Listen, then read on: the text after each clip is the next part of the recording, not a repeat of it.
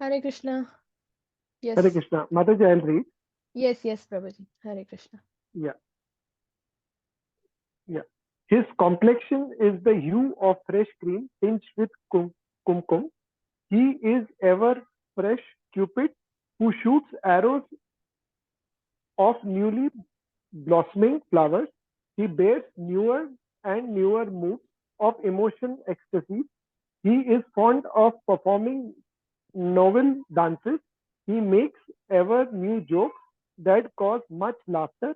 His brilliant luster is like freshly cast gold. I bow down to Gora, the beautiful son of Mother Sachi. Should I continue reading, Mataji? Yes, Prabhuji. He is endowed with ever fresh love of Godhead. His radiant luster is like the color of fresh butter. His fresh attire is arranged in ever new fashions. He relishes ever new mellows of love for Krishna. He shines in ninefold new ways while executing the ninefold processes of devotion. He is premated with a most auspicious loving nature. I bow down to Gora, the beautiful son of Mother Sachi. He is absorbed in devotion to Sri Hari. He maintains the chanting of the names of Hari. While chanting, he counts the holy names of the on the fingers of his hand. He is addicted to the name of Hari.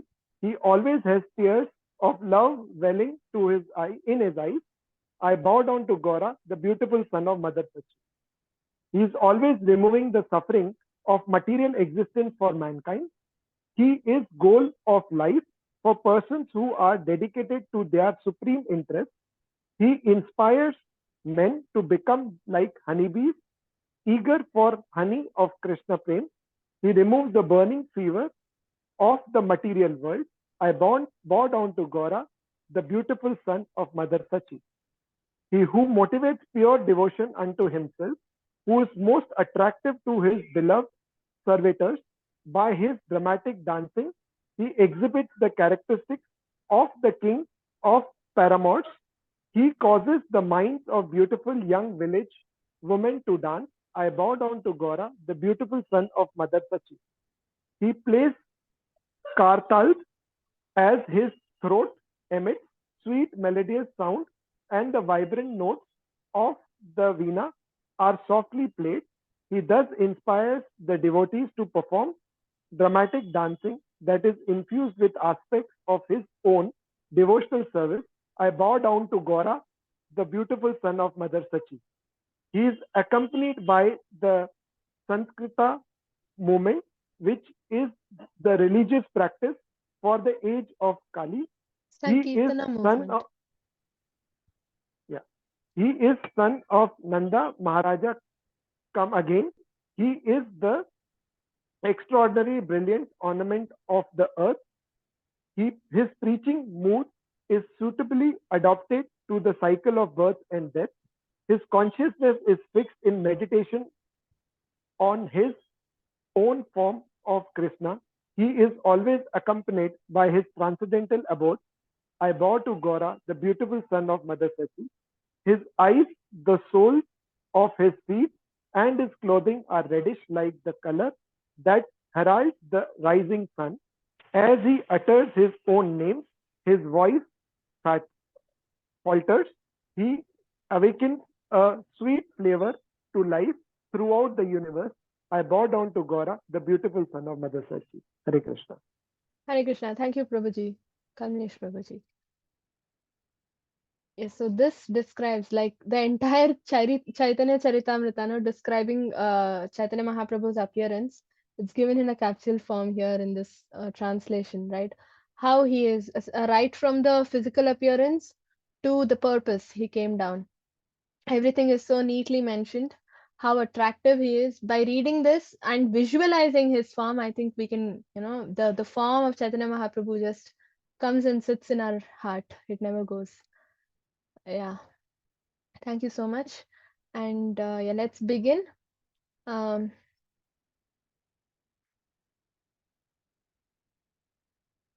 so, what are Chaitanya Mahaprabhu's parents' names? Who can tell me?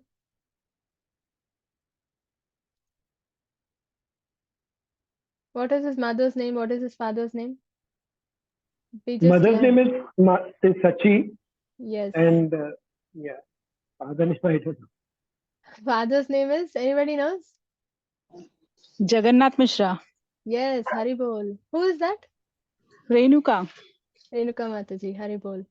Yes, Jagannath Mishra. And who is Chaitanya Mahaprabhu's Diksha Guru? What is his name?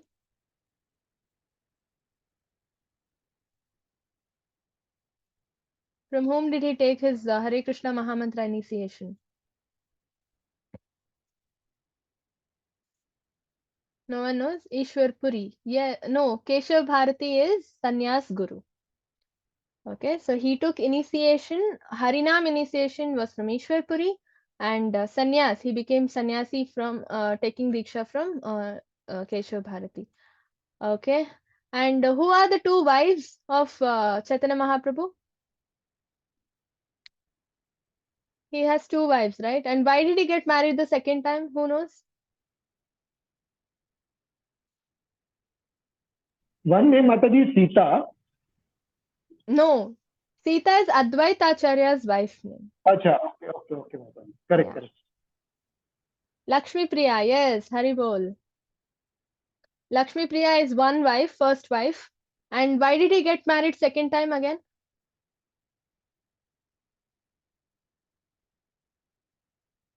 And what is his second wife's name? Who knows? Yeah, I got an answer in the chat. Haribol, Vishnu Priya. Vishnu Priya is the second wife's name. No. He got married second time because the first wife died. Lakshmi Priya died. That is the reason he gets married again. Okay, to Vishnu Priya. Okay, and yeah, let me share the screen. Yes, good. All of you are following.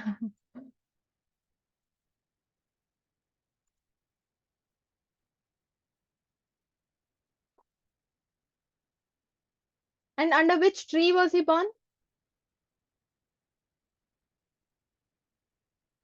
And what is the name his mom gave? Because he was Neem tree, Haribol. Because he was born under Neem tree, he got a nice name, Nimai. Yes, Haribol scholars in this team group. Okay, so here we stopped, right? He gets married. We started from the time he was born. And by the way, it was eclipse, right? When he was born, it was lunar eclipse. Why? Can anybody tell me?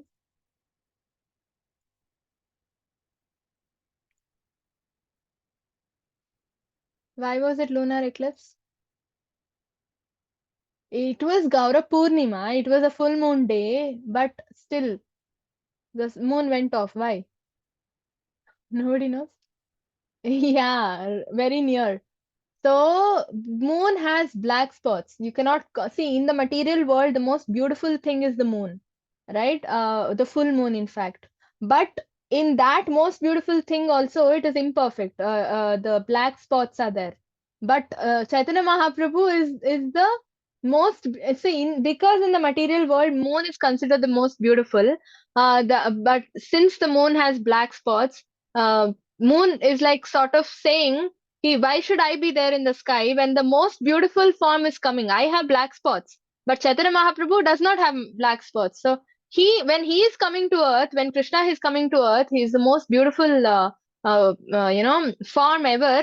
Why should I be there? What is my job in the sky? So he goes off. So that is lunar eclipse is just a reason. This is the actual reason.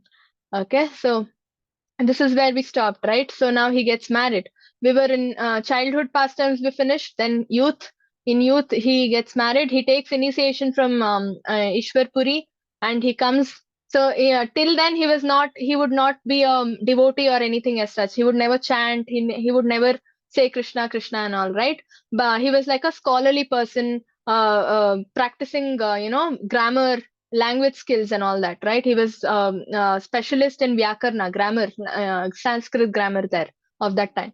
But when he goes and takes initiation, the very next moment it changes because he constantly starts chanting Hare Krishna Mahamantra, and Hare Krishna Mahamantra is a magician. Okay, it transforms a stone into a diamond. Okay, so that power Hare Krishna Mahamantra has. And when he constantly started chanting and chanting, he gets the taste, and he gets ruchi, and then finally he gets prema, Krishna prema, the ninth and the ultimate stage of bhakti, right? And when he gets Krishna prema, he becomes a pure devotee of the Lord. And I mean, he is Krishna. This is all pastime's purpose, okay, what is happening. And then when he returns to Navadvip, to Bengal, everybody is shocked to see him. Oh my God, he was such a scholar personality. He used to never, become a. He was never a devotee and all. Look at him now, right? And then he attracts people saying, "See, I was not like this. I chanted this mantra and I became like this. You also chant. You will also get that ecstatic feel. You will also become happy in life." Right? He used to attract, giving his own example, and start, make people chant. That was like a strategy he used to use. All right, and then he got married to two wives, right? One is Lakshmi Priya, and then comes Vishnu Priya. Now, mm, we are moving to Madhya Lila. So childhood pastimes are over until his youth age. Now he is entering the middle adulthood of his life. Okay, so that is Madhya Lila. Um, so what happens in Madhya Lila? He takes sannyas ashram. All right, sannyas diksha is given by Keshav Bharati. Keshav Bharati is a Mayavadi sannyasi. Okay, so now, see, Chaitanya Mahaprabhu is against Mayavadism. And what is Mayavadism? Who can tell me? What is Mayavadism?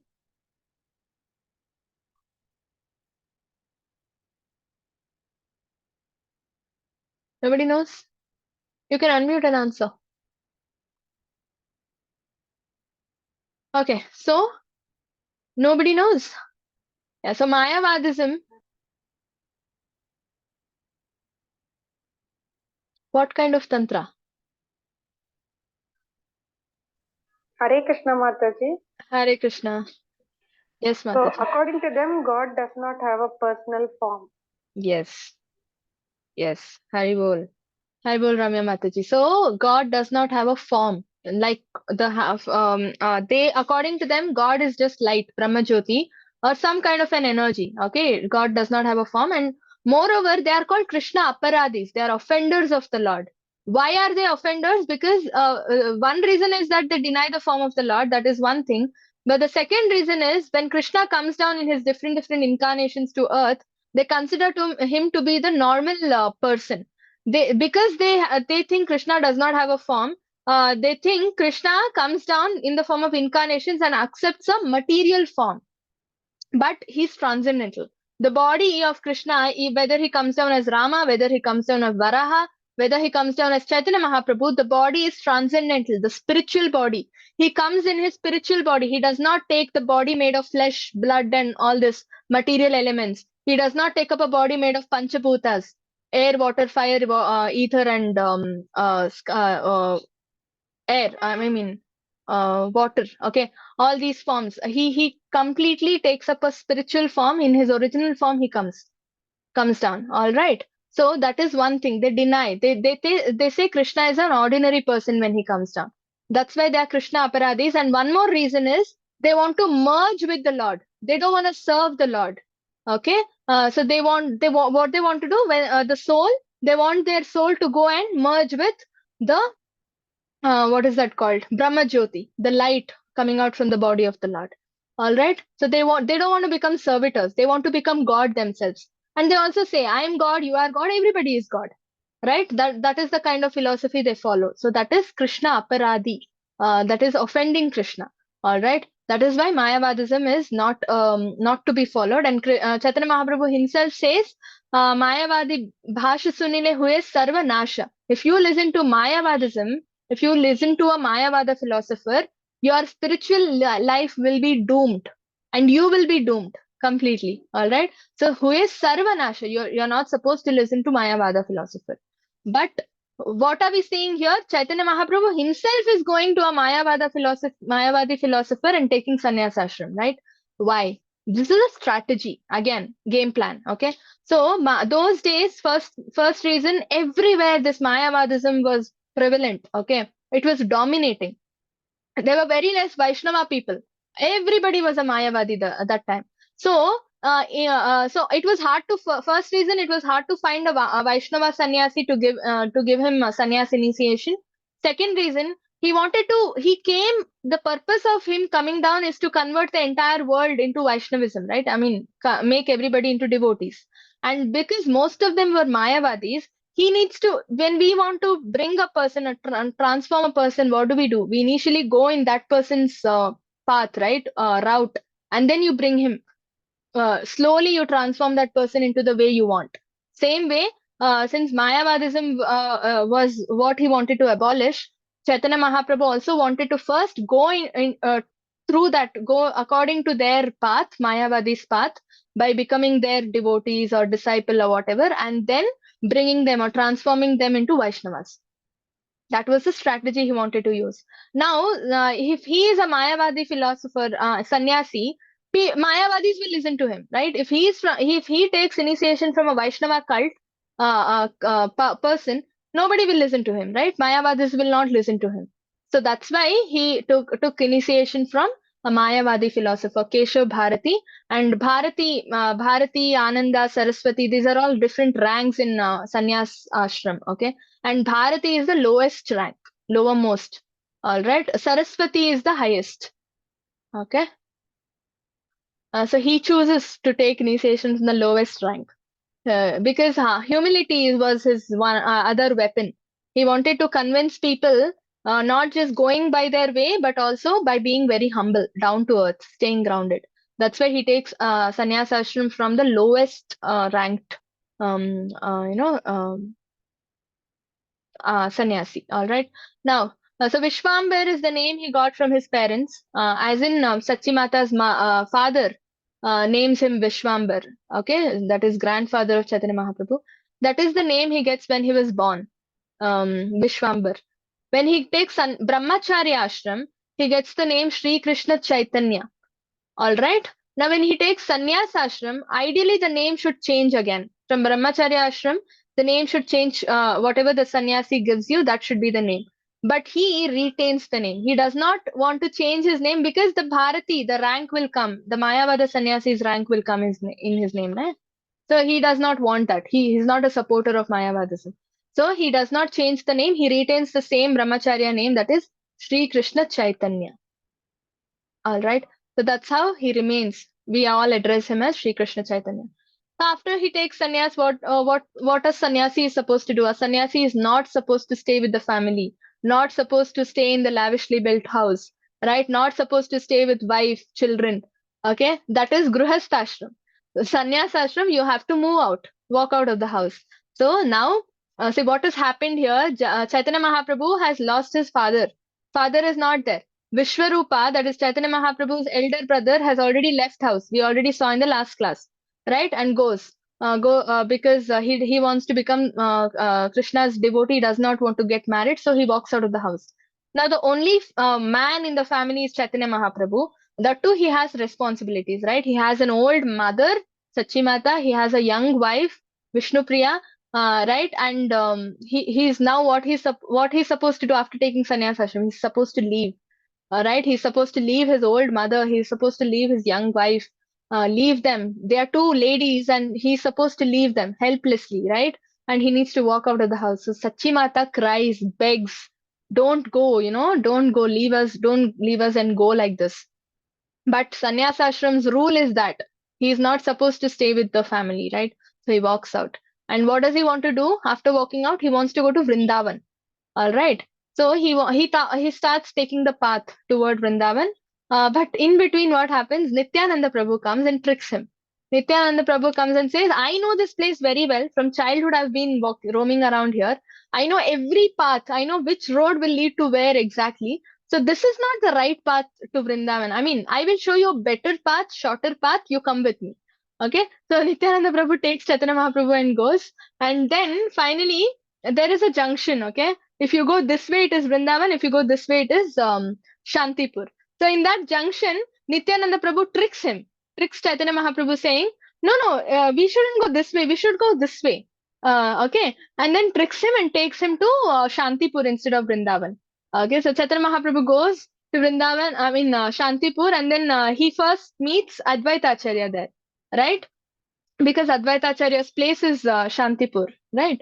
And then Chaitanya Mahaprabhu says, "Oh, we've reached Vrindavan." And then Advaita Acharya is like, "Vrindavan?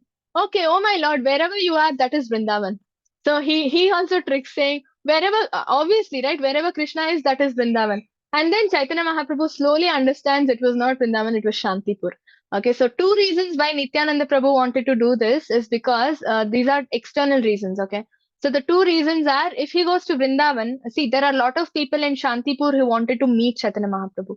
And if Chaitanya Mahaprabhu goes to Vrindavan, who is Chaitanya Mahaprabhu? Radharani, right?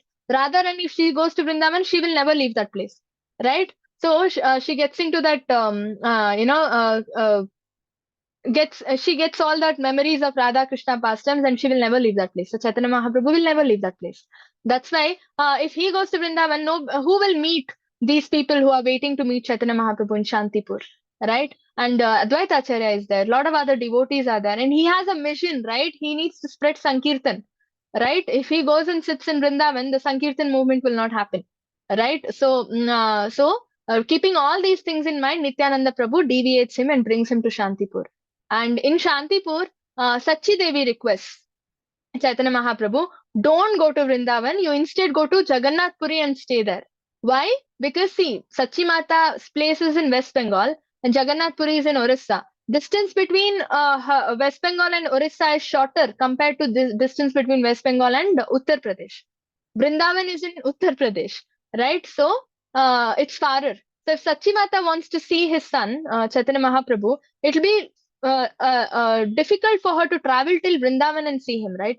See, in Sannyas Ashram, the only person is who the sannyasi can meet is mother, parents, basically. Okay, not anybody, and no other family member, no other attachment should be there. Parents they can see every day. They can meet a parent, parents. Okay, so that's why Sachimata says, if you stay in Puri, it'll be easy for me to come and see you whenever I want. So you better go to Puri and stay there. So then Chaitanya Mahaprabhu agrees and goes and stays in Puri. Okay, instead of Vrindavan. Now these two are external reasons. What is the main reason? What is the internal reason? Anybody knows? What is the main internal reason why Chaitanya Mahaprabhu went and stayed in Puri and not in Vrindavan?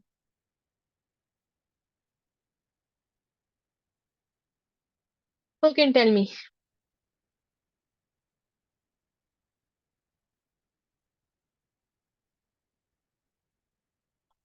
Nobody knows? Okay. So, yes, who is Shashi Prabhuji? Yes, Haribol. In Puri, there is no Radha. So Vipralamba Bhav is high in Puri. Why? We already saw the story, right? How Jagannath form was there. I mean, how Krishna got that Jagannath form, right? That enlarged eyes and limbs got shrunk. How did he get that form? It was because Krishna was in Dwaraka and he was missing Vrajavasis, right? Rohini Mata was explaining Vrajalilas and he was missing Radha. He was missing all the Vrajavasis and Vrindavan, the way he was treated in Vrindavan, that pure love, that intensity, all that he's missing. So when that separation, when you miss somebody, it's called intense separation, right? When your very dear one, say your mother travels to a different place, or when your son travels to a different place, you start missing them, right? Every day you'll be like, oh, if he was here he would be doing this, if my mother was here she would be doing this. So then you start calling your parents, you start calling your son, speaking to them, right? You do video calls and see them often. You start missing when that person, when your mother was with you, it was normal, right? But when your mother is away, that time you will actually realize, that relationship, that gravity that you had, the bond that you shared with your mother, you will realize only when your mother is not with you presently, when she is somewhere else, right? Same thing is happening. That form is Jagannath. That is the representation. He is in Vipralamba Bhav, ecstatic, bhav, right? So that is high in Jagannath Puri. And who is Chaitanya Mahaprabhu? Being Radharani, he is coming the form of Radharani, right? So so Jagannath is in separation from Radha, missing Radha, right? And Chaitanya Mahaprabhu is Radha in missing Krishna, right? Jagannath is in separation from Radha, and Chaitanya Mahaprabhu is Radha Rani in separation from Krishna. So Jagannath is waiting for Radha Rani, or the Vrindavan Vasis, and Radha Rani is waiting to meet Krishna, right? So both of them are like waiting for each other. Jagannath is waiting for Radha, and Radha is waiting for Jagannath. So so that's why both sides Vipralamba Bhav is high, right? So instant effect. That's why more than Vrindavan, okay, more than Vrindavan Krishna, Jagannath, the Krishna in form of Jagannath is more powerful, more merciful, very very merciful because of this ecstatic feel or Vipralamba Bhav. And if you see, you can actually observe if you go to Puri and ask Krishna for um, the what do you call, for your progress in spiritual life, if you ask Jagannath, if you go to Puri and pray, you can see instant differences. Once you reach back home, the difference you can see in yourself, you can actually measure it. It's very tangible. All right, but in Vrindavan, why this is not there in Vrindavan is because Vrindavan Krishna is not in separation from Radha, so he's happy, he's very happy, right? He is with Radha. He has flute. He has all Gopabalas, cows, butter, Yashoda Mata, everything he has in Vrindavan form, Vrindavan Krishna form, right? That's why Jagannath is very, very merciful because he is able to connect with us, right? We are also in Vipralamba Bhav, right? As devotees, once you sense this Vipralamba Bhav, you are said to be the highest or the purest devotee. Okay, we cannot because we are not pure devotees, right?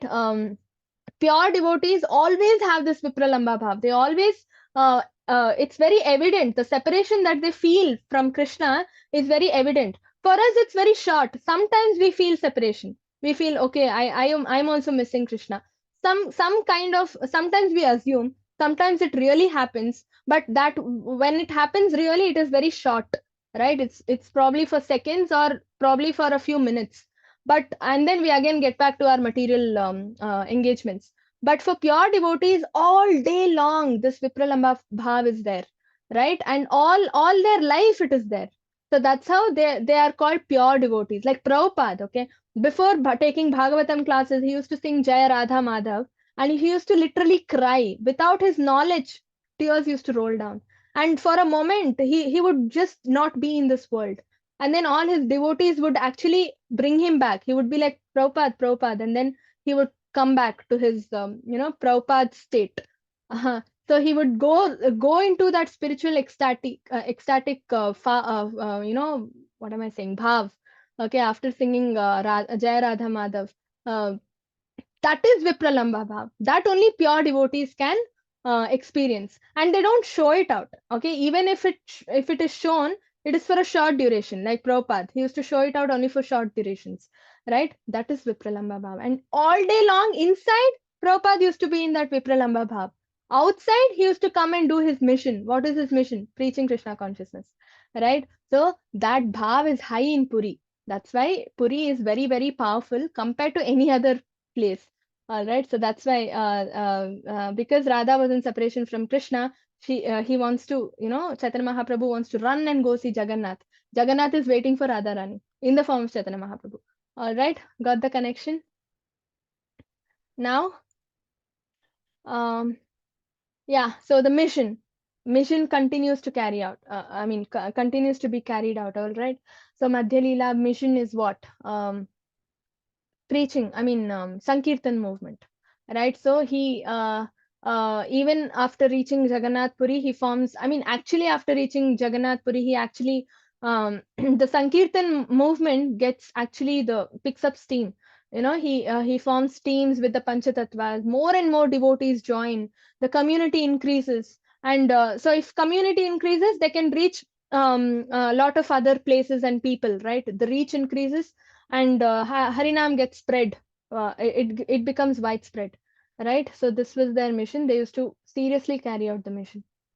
And then, like I already told, these devotees used to form groups and travel to different places to carry out Sankirtan movement. All right. So Amra Ghatta is another lila where they used to travel, right? So in between, they used to feel hungry, they used to feel exhausted, they used to feel sleepy, thirsty, right? Uh, they need food, proper nutrition, nourishment has to be there, right? So what happened once they all felt very hungry, all the devotees felt hungry. All right, they all stopped. They couldn't travel only. Now, what did Chaitanya Mahaprabhu do? In a moment, 1 second, okay, in 1 second, what did he do? He created a tree, a big mango tree. This mango tree got created in a second. It never went through that sapling stage or germination stage and all that. Directly, it just appeared. Okay, a huge mango tree. The picture you're seeing, and what did this tree have? What kind of mangoes were they? Skinless mangoes. No skin only. Nobody had to sit and peel and eat. Chaitanya Mahaprabhu did not want the time to get wasted. So what did he do? Skinless mangoes and seedless mangoes. No seeds only in those mangoes. Have you ever seen seedless mangoes in your life? No technology has come today, like to date, which can create seedless mangoes, right? So this tree gave seedless mangoes, skinless mangoes, and they were so yummy, so tasty. And they just kept on eating and eating and eating, all right. And they after they all ate to their heart's content, uh, you know, uh, mm, I mean that's the kind of mangoes they were. They were very very enriching, nutritional, nourishing, tasty, yummy. All right, so uh, this is about Amrakata. So for his devotees, Chaitanya Mahaprabhu could do anything, and they are all devotees, so they know who is Chaitanya Mahaprabhu. They know he is Krishna. They never questioned, oh, who is this person instantly giving us mangoes, right? They all know who he was, right? So it was never surprising for them.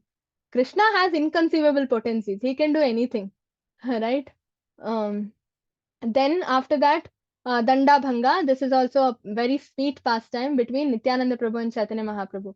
So as they all travel, all the devotees keep traveling. I told you, right? So once what happened, they wanted to take bath in a nearby river. Okay, so they all stopped. They were taking bath.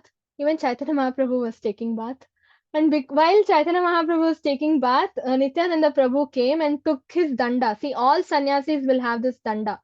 Mayavadi sannyasis will have one danda. Because Chaitanya Mahaprabhu was initiated by a Mayavadi sannyasi, he also had a single danda.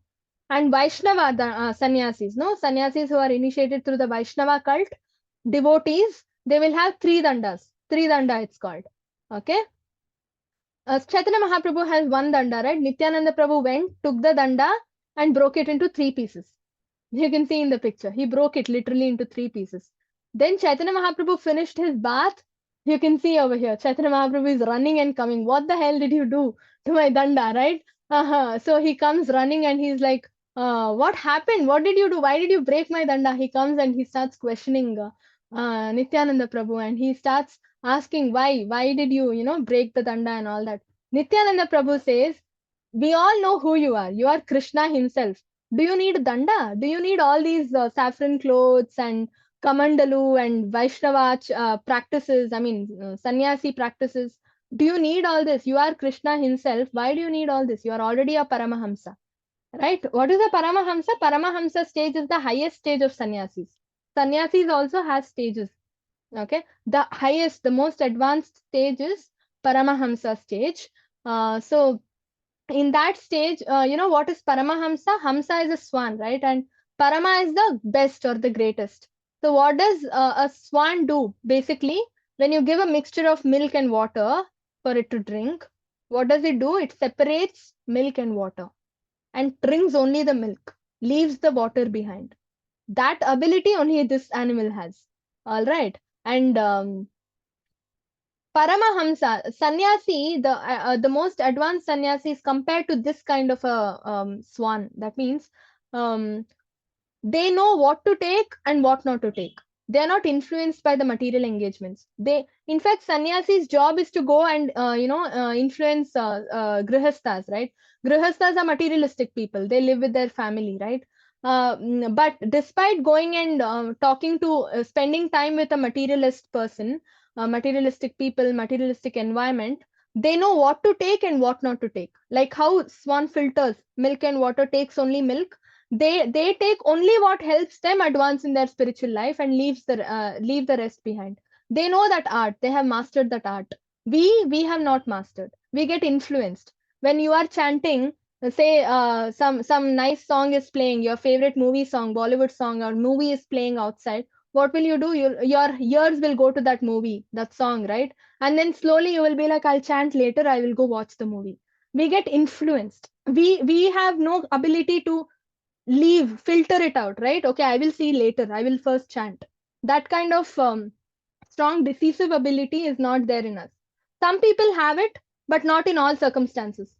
In a day, if you take all the activities of the day, only in 2 or 3 situations they have that ability. Rest, they get influenced again, right? So that's why we are not in that stage. But a sannyasi, an advanced devotee, has that paramahamsa stage. So that is what Nityananda Prabhu is saying. You are already in that stage. You are Krishna himself. You don't need all this. But why has Chaitanya Mahaprabhu come to this world? To show us how a devotee has to behave, right? If Chaitanya Mahaprabhu does not follow these strict policies, I mean, rules and regulations, you think other devotees will follow? No, they'll be like, he only didn't do, why should I do, right? Even Krishna accepted Guru, right? Did Krishna say, I am the God, I'm the Lord, I don't want any Guru? No, he also accepted. Both Krishna Balram accepted Sandipani Muni as their Guru, right? And they spent time with his Guru. They gave Guru Dakshina also by bringing their Guru's son back to life, right? So, and Krishna, he used to do Sandhya Vandan, everything he used to do. Even while traveling, he used to stop, perform his Sandhya Vandan, and then, continue his traveling. So why did he do all this? He is the Lord. He does not have to do Vandan for anybody, right? Why did he do all this? Because others will follow. You set an example and others will follow. What leaders do, everybody, all common people will follow, right? So if as a sannyasi, if Chaitanya Mahaprabhu does not follow the rules and regulations, he will lose. I mean, nobody else will follow. Nobody else will take him as an authority. Yadyad acharati shreshtas tattat eva taro janaha. You, whatever standard you set, whatever you do, common people will follow that. Right? That's why he was angry. He was angry, and then he got very angry, and they were actually on the way to Puri, and he said, "I will go to Puri. You all don't come. Okay, don't come with me." He was very angry. He said, "Don't come with me. I will go to Puri alone." So he started walking in the front, and all the other devotees, including Nityananda Prabhu, started following him from a distance. They didn't go with him because Chaitanya Mahaprabhu asked them not to. He was angry, right? So Chaitanya Mahaprabhu started first, right? He was in the front, so he reached Puri naturally first. So he went to Puri first, and he went. What did? So I already told you, Krishna Jagannath there is in separation from Radharani, and Chaitanya Mahaprabhu is Radharani in separation from Krishna, right? So when both of them meet, what happens? Vipralamba Bhav doubles, right? What happens now? Chaitanya Mahaprabhu directly ran and went in front of Jagannath and started crying, started jumping, became spiritually mad, and he fell unconscious. Okay, so that highest ecstatic stage we could see, and he fell unconscious for a long time. Lot of people came there. They all actually thought he was died. He was dead. Okay, but obviously he cannot die. He's Krishna, right? And then after a long time, he actually regained his consciousness. And that time, nobody was there to rescue him. Like I said, I mean, these devotees with him, because Nityananda Prabhu, all the other devotees were coming later. They were following him from a distance, right? So obviously they will reach Puri after some time. So here, what happened? Sarvabhauma Bhattacharya comes. Okay, there is a person, Sarvabhauma Bhattacharya. He comes and rescues Chaitanya Mahaprabhu, helps him regain his consciousness, takes him to his house. Okay, nurtures him, feeds him, takes care of him. Now, why did this happen? Why did he fall unconscious? Because he directly went direct face to face. He saw Jagannath.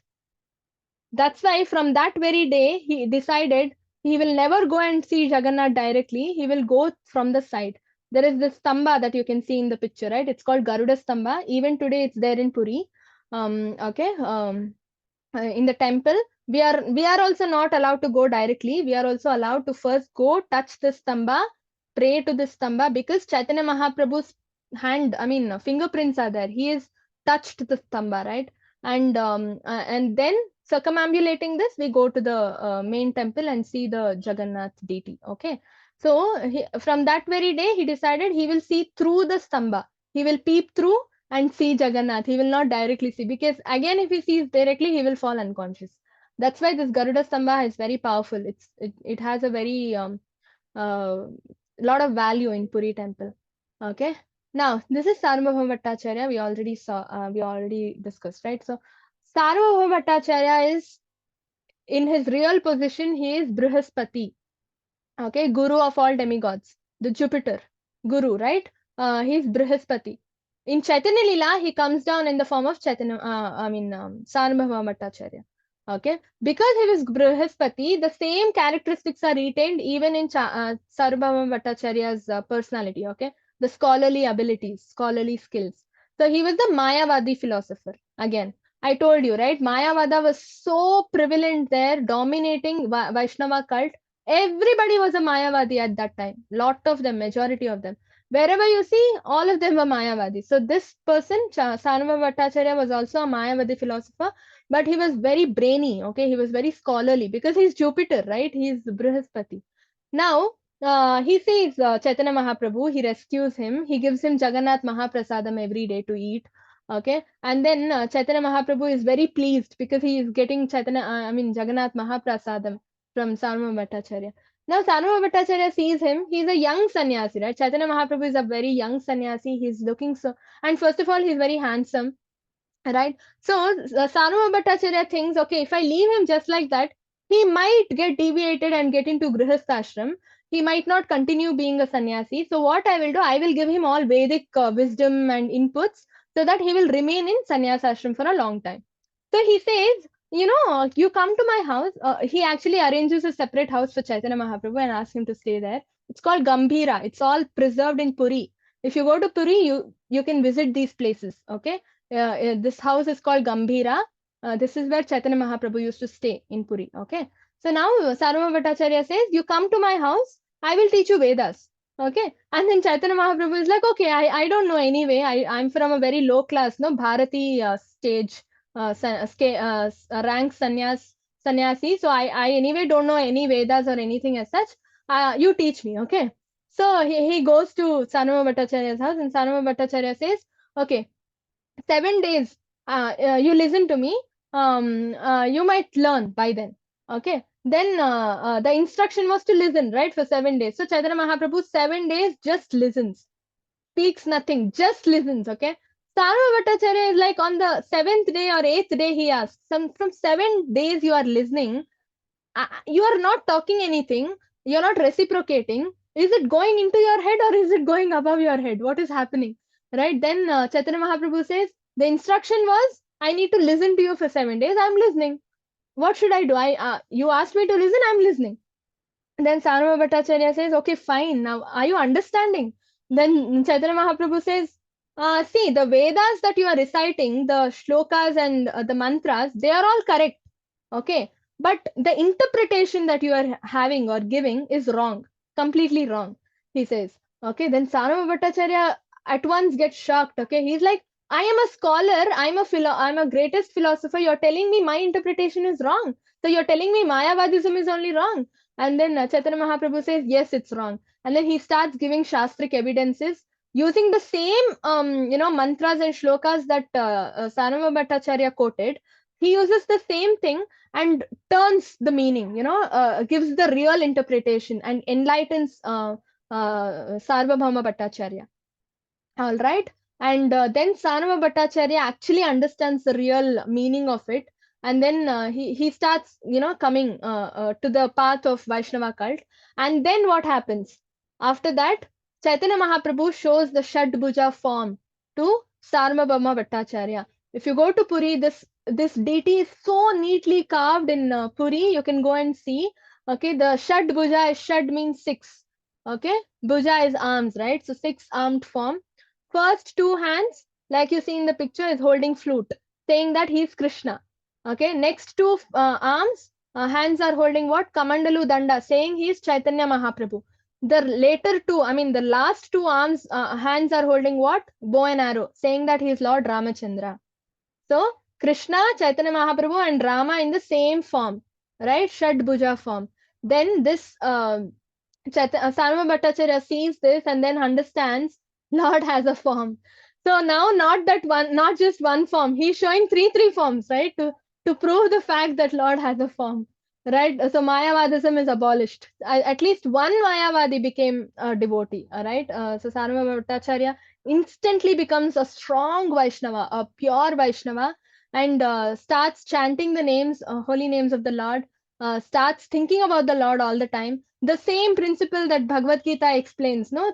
Krishna says, Manmanabhava madbhakto madhyaji mam namaskuru, right? Always think about me, become my devotee, worship me, pay obeisances to me, right? So this is what Krishna said, and Sarva Bhattacharya starts implementing these principles.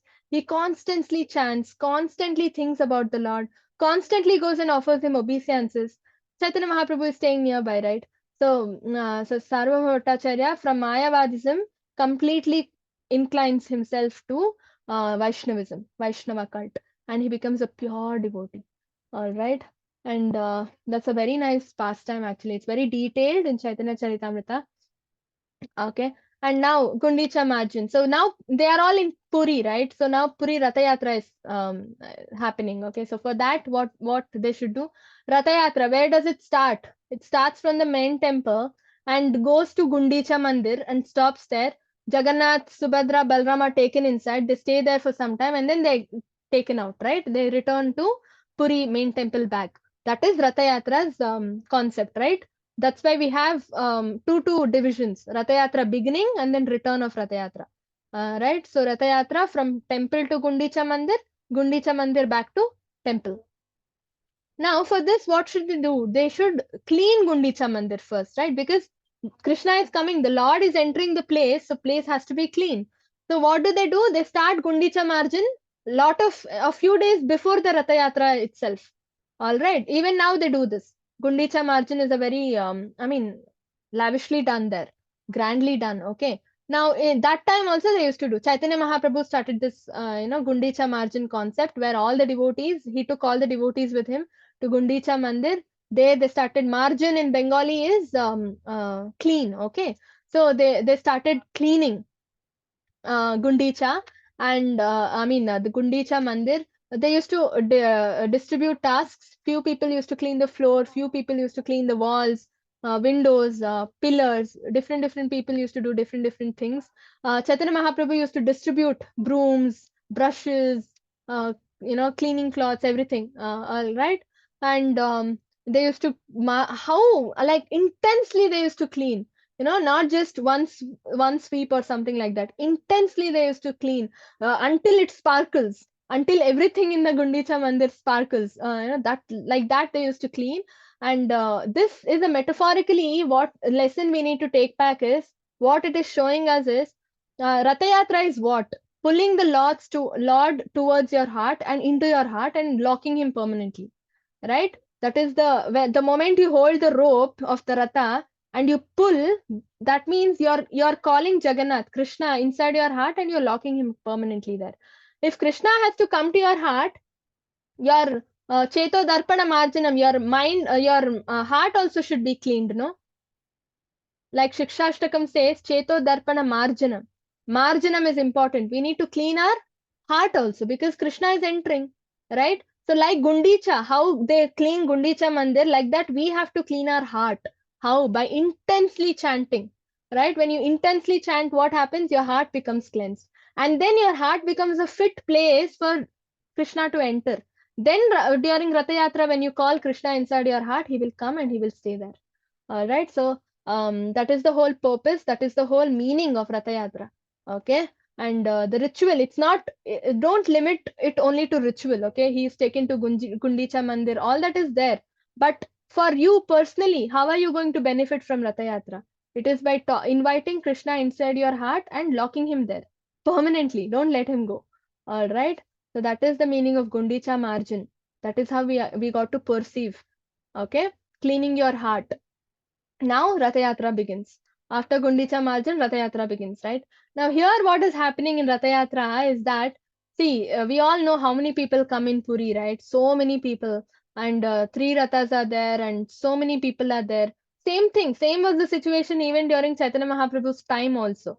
So many people used to be there. And see how usually ratha is set up. Ratha will be there at the end, one end, and then people will be there in the front. Kirtan team will be there. Kirtan team will lead and lead the entire Ratha Yatra, right?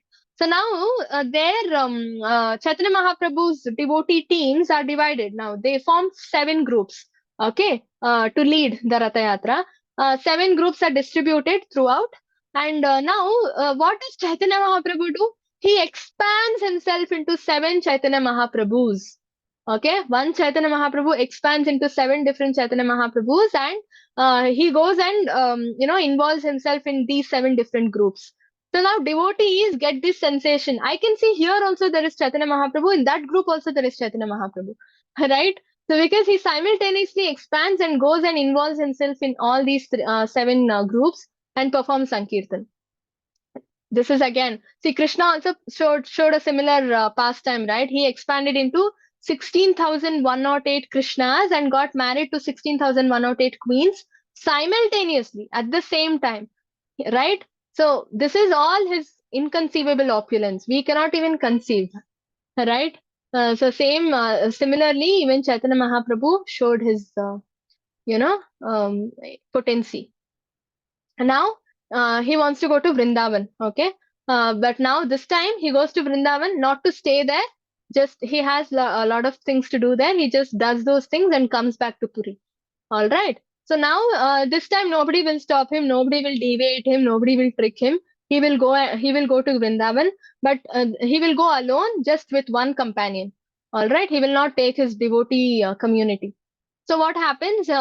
He goes to Vrindavan. To go to Vrindavan, there is a place. He needs to pass through that jungle. It's called Jharikand Forest. All right, it's called Jharikand Forest, and this forest is very dangerous. Okay, because it has lot of wild animals. It's very rich in biodiversity. Now, what happens? They need to pass through the forest. Chaitanya Mahaprabhu always chants the holy names of the Lord, no matter what. So he chants and chants and chants. And what happens? He chants and not just chants. He actually sings the holy names of the Lord and dances also. All right. So he was doing that. He was singing and dancing and crossing the forest. All the animals there also started dancing. Okay, all the animals, in their own ways.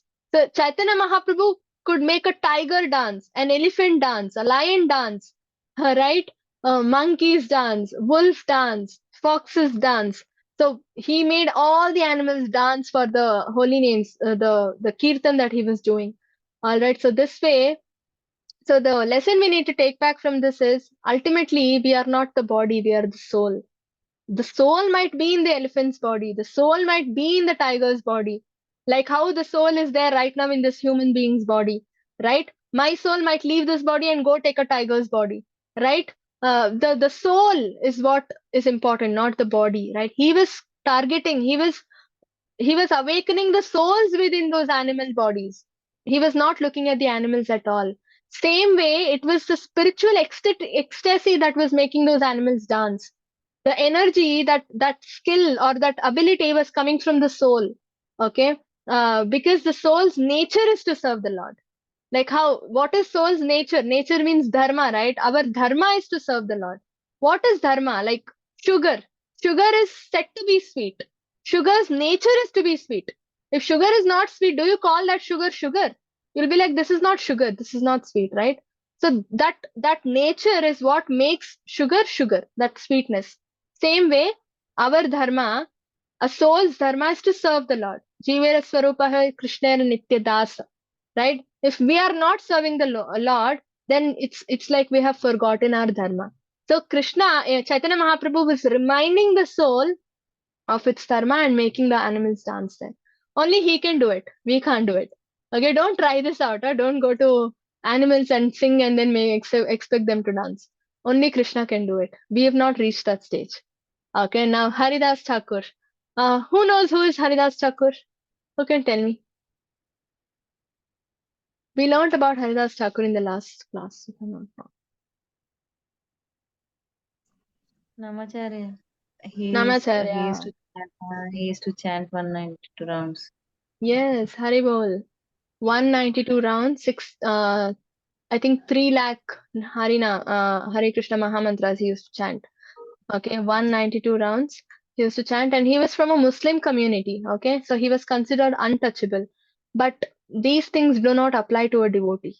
A devotee is always transcendental. Okay, a devotee is transcendental to all these castes and religions. All right, but and who is Haridas Thakur in the in the real position? Who is Haridas Thakur? Who knows? Mataji is a Brahma. Yes, he is Brahma. So he is Brahma in Chaitanya Leela. He comes down as Haridas Thakur. Okay, just to prove how the devotion, devotion has no bar, has no this religion or age or gender or whatever. It does not have all these bars, right? So when you are a devotee, your bodily demands also go down. Haridas Thakur never used to eat. No, he used to say, I will eat later, I'm chanting. Let me finish this round. Those rounds will never end. 192 rounds, right? Entire day he used to chant. And then ultimately, those rounds would never end. And next day again, it would become next day. And he would be like, I need to start and finish my next 192 rounds. That way, he used to never eat only. All right. And no time to eat. He was not wasting a moment. No time to drink water, right? So he became very weak. He became skinny, like a skeleton. Okay, and when he was in his last days, no, when he wanted to give up his body, no, what did he do? Chaitanya Mahaprabhu was right there. He gave up his body in the presence of Chaitanya Mahaprabhu, and after he gave up his body, Chaitanya Mahaprabhu personally held him, took his body to the funeral ground, and completed all the rites, last rites, final rites. So that was Haridas Thakur's position. Huh? Even if you take birth in a Brahmana's family, you might not get this privilege. Like Ashwadhama, he was a son of a Brahmana, right? But what did he do? He utilized all his power for a wrong way. He supported Duryodhan, and finally, what happened? He got cursed by Krishna, right? So taking birth in a good family is not the ultimatum. It's about how you are going to nurture that lifestyle and progress in that path. That is what is going to decide your destiny. All right. Even if you are born in a Christian community, Muslim community, dog eaters community, right? If you chant, you become purified. That is the lesson Haridas Thakur teaches us, and he proved it. He lived it, right? That is, and we reach the end. Okay, the last part. This is about the how Chaitanya Mahaprabhu spent his last set of days. All right, before he winded up his pastimes in this world, what did he do? He was immersed in devotional ecstasy. Okay, the bhav he reached, or the state he reached, it's called Mahabhav Stage. Okay, only 3 people, um, uh, to date, only 3 people have reached that Mahabhav stage. One is Chaitanya Mahaprabhu, second is Radharani, and third is Madhavendra Puri. Only these 3 people have reached the Mahabhav stage. All right. And what is this Mahabhav stage? Whatever you see, whomever you talk to, whatever you think of, you connect everything, you link everything to Vrindavan, you link everything to Krishna. That is this Mahabhav stage. Okay. For example, in the picture you can see, right? He's fallen into the sea. What is he doing? He actually thought the sea is Yamuna, river. He saw the sea, Bay of Bengal is Yamuna river, and he fell into it, thinking this is Yamuna. And he's like, my Yamuna, and he fell into the river, fell into the sea, thinking it's river. All right. So whatever you see, you are linking it with Krishna, right? That is Mahabhav stage. Like Radharani, for example, Bumblebee, she mistook Bumblebee to be the messenger of Krishna, right? This is a very famous instance in Krishna book you can read. This happens in Vrindavan Leela. So what happens once Krishna leaves Vrindavan and goes to Mathura, they all wait for Krishna, right? Every day, every moment they keep waiting for Krishna. Once the bumblebee comes and hums, okay? Bumblebee keeps humming, right? And what Radharani is thinking is that humming, she's thinking it's the message. This bumblebee is conveying the message from Krishna in the form of hum. Okay, and then she's thinking this bumblebee is messenger of Krishna. So connecting everything literally, whether it is right, whether it is wrong, everything you connect it with Krishna. That is Mahabhav stage. Okay, like how he is connecting sea to the river, right? That's why the sea is considered very auspicious in Puri. If you go, please go take bath in this sea, Bay of Bengal, because it has touched the body of Chaitanya Mahaprabhu. It's very auspicious. All right, and he falls into it. He falls into it, and he does not even know he's fallen into a sea. And fishermen and other people come to rescue him. That is called spiritual ecstasy. All right, and comes rescue him and brings him to the shore. Okay, he falls unconscious very often. Right, you can read over here. Sri Chaitanya Mahaprabhu went out one night without opening the doors to his room. See, this is the kind of things we do in Mahabhav Stage. After crossing over three walls, he fell down among some cows belonging to the district of Tailanga. There he remained unconscious. Okay, he used to fall unconscious very often, and his ecstasy was so great that all devotees feared that the Lord would very soon pass away. Okay, because very often if you get into that ecstatic form, it's not good for the material body cannot take it, but Krishna, Chaitanya Prabhu has spiritual body. His body can take, material body cannot take it, right? So devotees were concerned that way. And the Lord's condition was so serious that at night he would bruise and uh, uh, um, bleed. He used to go bang his head to the wall, okay, and bleed himself. Okay, why? Because he used to think, why am I living without Krishna? There is no point in living this life because I'm not able to serve Krishna. Who is saying? Chaitanya Mahaprabhu is saying he's not able to serve Krishna. What are we doing then? Why are we alive? I mean, I really don't understand. So that is the kind of devotional stage we got to reach. Okay, if he is being such a sincere devotee, Radharani, if he is saying he is not serving Krishna enough, and that's why he want to give up his life, what are we doing? Why are we living? Right? It's these questions we need to ask ourselves to introspect and progress in our spiritual path. Okay. So to stop this, Swarup Damodar and Damodar asked Shankar Pandit to stay at night in the same room with the Lord, okay, to take care of him. So Lord Chaitanya Mahaprabhu entered Jagannath Vallabha garden during the full moon night of Vaishaka and experienced various transcendental ecstasies. Overwhelmed with ecstatic love at suddenly seeing Lord Sri Krishna beneath an Ashoka tree, he exhibited various symptoms of spiritual madness. Okay. Chaitanya Mahaprabhu passed his nights tasting the meaning of the Shikshashtaka prayers. The Shikshashtakam is what Chaitanya Mahaprabhu has left for us. Like how Krishna gave us Bhagavad Gita, Krishna, the only scripture Krishna gave us was Bhagavad Gita. Same way, the only literary, some instructions that Chaitanya Mahaprabhu gave us was Shikshashtakam, the 8 verses, Ashtakam. Okay, it was compiled and given to us by Krishnadas Kaviraj Goswami, the author of Chaitanya Charitamrita.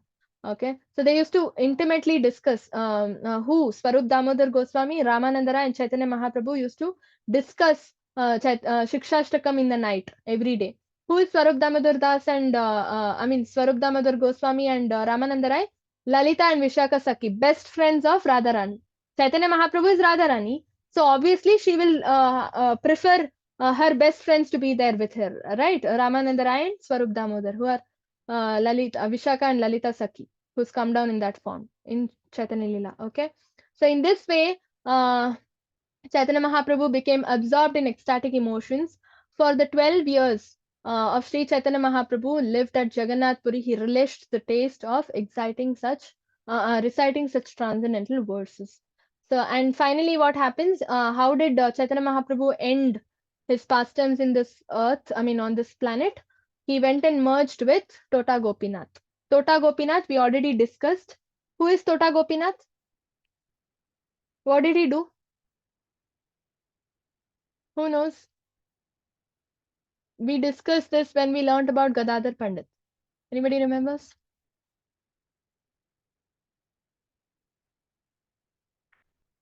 Nobody knows? Mataji, he bent down for the devotee to take Yeah. the.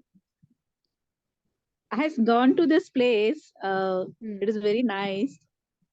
Hari In Bol. Jagannath Puri. Hari. Yes, very nice. Very nice. So Tota Gopinath is he was a tall deity, okay? He was very tall, and Gadadhar Pandit, when he became old, he couldn't decorate the deity with turban and all, okay? So he said, I'm becoming old. I cannot decorate you anymore. Then what Tota Gopinath did? He bent. He sat on his knees. This is the only place where Krishna is sitting. You will find Vrindavan form Krishna sitting. Every other place he's standing.